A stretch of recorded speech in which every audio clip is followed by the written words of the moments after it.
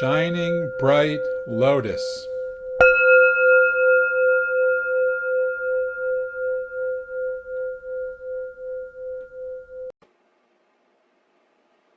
Hi, Ekai, Joel Kreisberg here to talk about Mondo Zen Facilitation. This is a follow-up to the Introduction to Mondo Zen Facilitation video that is available on, if you're watching this, on YouTube.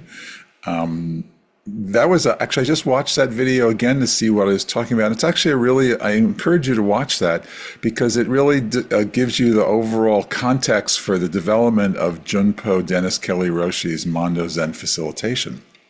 So Junpo was trained by Edo Shimano at Daibasatsu in the Rinzai form that was revitalized by Hakuhin Kaku in the 18th century. And he really was interested in how to sort of orient the traditional Rinzai koan curriculum into one that would be accessible to modern Americans, let's say, 21st century at this stage of the game. Well, it was all in the 21st century. And particularly English-speaking people, so not just Americans. And he also was interested in making it accessible versus a monastery tradition. So koans really typically were a monastery tradition. They're not all that way. I mean, the way the Sanbo form of Zen practices people are householders, even though they can become priests. And Soto Zen uses koans as a teaching tool. So there's a bunch of different ways that koans are used, and there really is a rich history of koans, and Junpo Roshi's koans are part of that. And so in this particular video, we are going to look at structures. I like being a structuralist because I'm an educator, and we can just go through the form. It's kind of like when you go shopping or you plan a meal. There's just the basic form. Well, we're going to have an appetizer and then salad and the main course and dessert, or we can look at the structure. The structure is actually like, well, what's an appetizer doing? Why is this organized this particular way? And it gives you sort of a little bit of a template. So it allows you to sort of see a little bit of a deeper picture. And therefore, when we do walk through the koans as a practice, and as a study form, because the intention is not just the intention's not just to do the Mondo Zen facilitation, which is essentially a 6 to 8. Yeah, it's like a 4-session, 6-hour crash course in 13 koans of Junpo Roshi. The koans are also actually a study practice, and starting in March, we're going to do a Foundations of Mondo Zen facilitation course, and that's actually an opportunity to take a week to be with each koan in a supportive learning environment with a mentor and with like-minded colleagues. So part of the structure of Mondo Zen facilitation is what the Mondo manual. So Junpo left us. There were a variety of of editions of the Mondo manual, but we used the last one, which is the 20th anniversary edition, which was actually.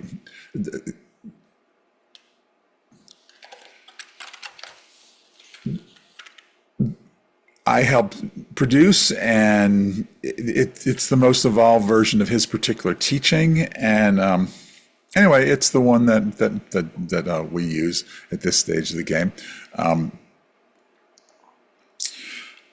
When we look at Mondo Zen facilitation,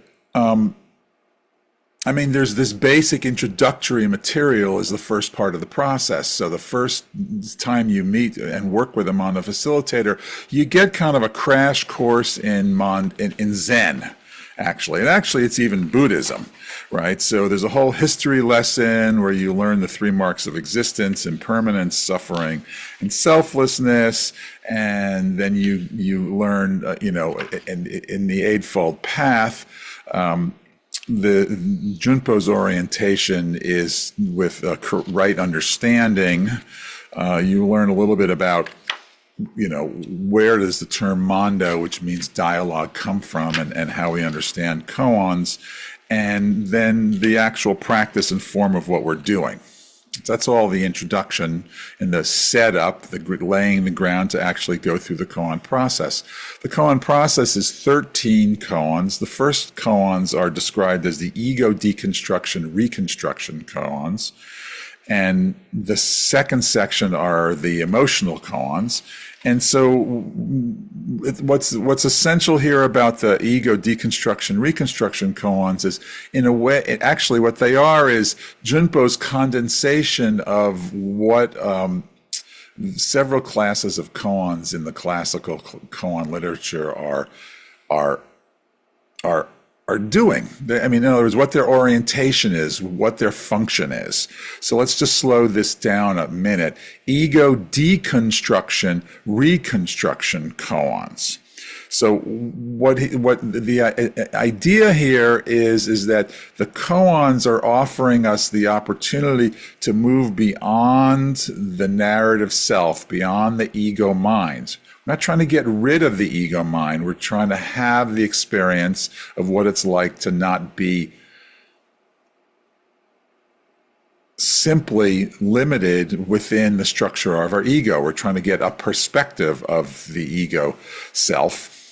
And where that experience is awakening, is kensho in the Japanese, the Zen term for that awakening experience. We have there's some modern teachers, folks who, we tend to use the word awareness, okay, but it's a different it's a kind of awareness with a capital A. It's awareness that is beyond the thinking mind.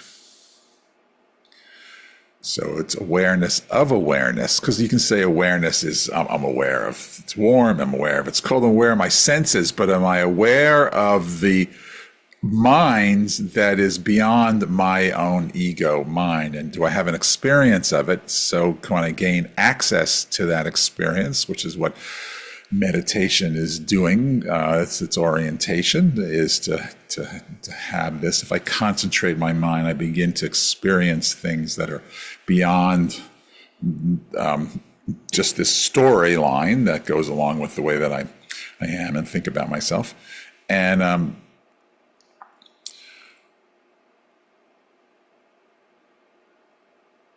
from here, we want to learn about this experience.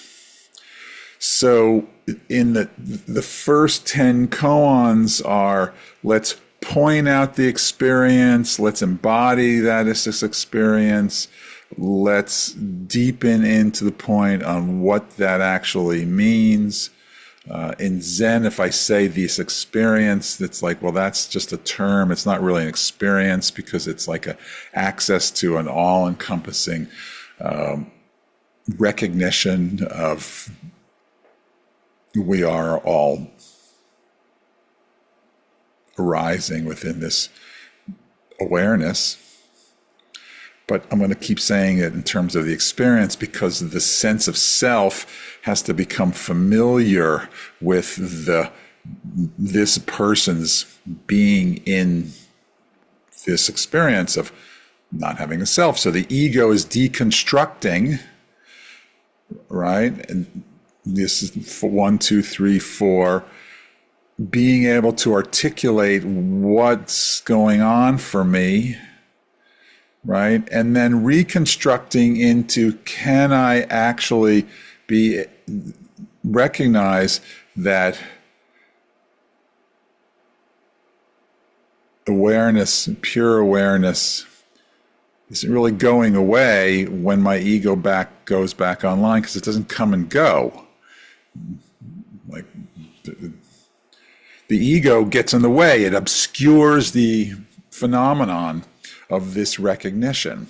So I'm reconstructing through the 6th, 7th, 8th, 9th, and 10th koan the idea that I can actually sit here and talk to you and be aware of the ever-present living divine mystery that is holding this everything together. It's just, I mean, you may not notice it, you may notice it just fine, but we are all arising within this pure awareness.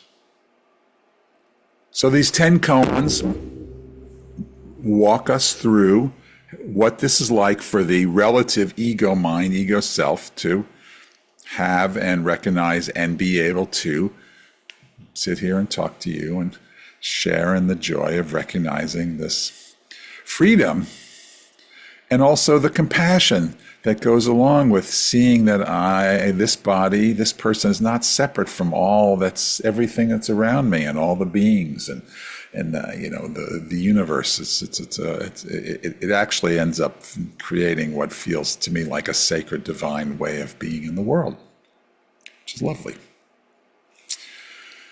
That whole process is done in a single session, but we also spent 10 weeks studying it, and then we moved to the second set of koans, which is the emotional awareness intervention koans, and this is the true innovation and the genius of Junpo Dennis Kelly Roshi.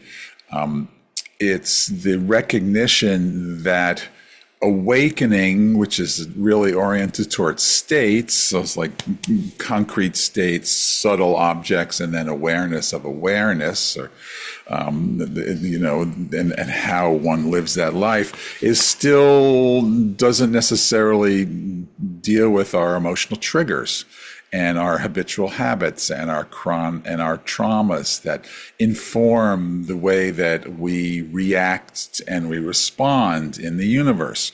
So we then go through a process of unpacking. What's really interesting is that there are kind of newer the newer psychological perspective of emotions is that emotions are all constructed. It's called the theory of constructed emotions, which is there aren't any universal emotions. We learn, each person in our lives learn our emotional responses to the universe. And so Junpo is like recognizing that, well, the potential of these koans is to recognize that we can relearn or unlearn our habitual responses and learn to respond with the insight that we gained from the first 10 koans. So the value of Zen perspective is that it gives us the ability, or offers us the ability to respond with compassion to everything and anything, including ourselves. So we're going to work on our emotional reactivity, and with compassion, learn to respond. This is so important to Junpo because this is where we're not practicing Zen on a cushion in a meditation. We're practicing Zen in our relationships. So it's an interpersonal perspective.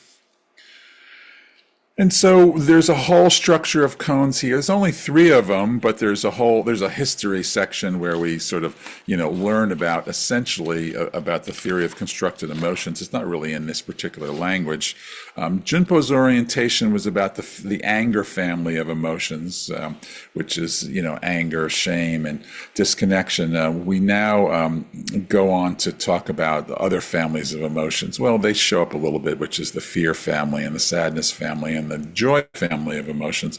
But in the traditional koan work, the orientation is around the anger family, anger, shame, and disconnection.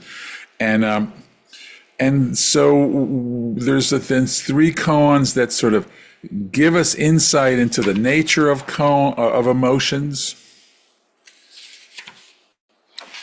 gives us insight into recognizing that ultimately, if we're constructing our emotions, then basically we're in charge of our own self.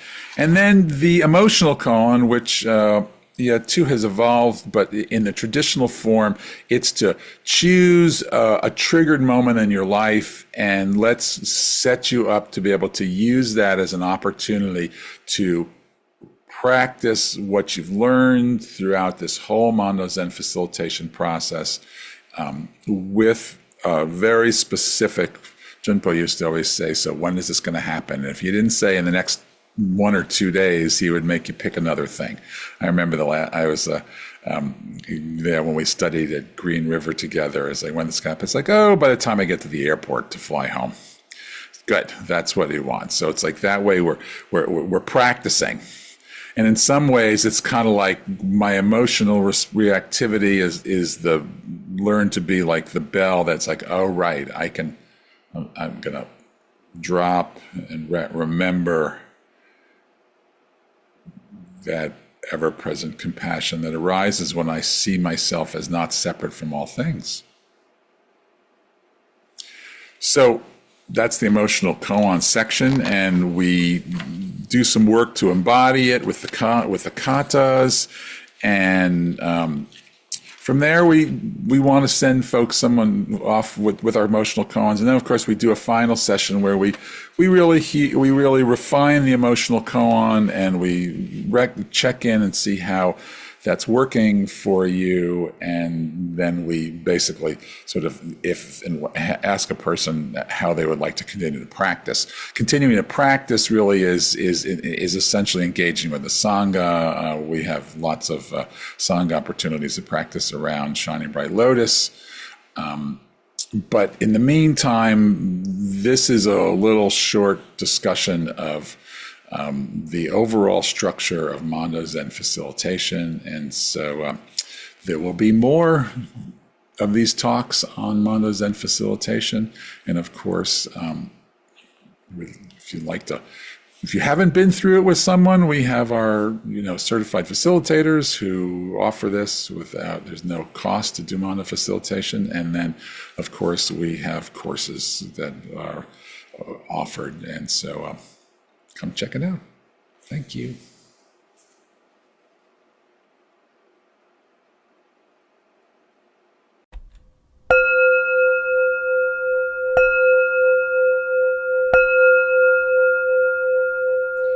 Shining bright lotus.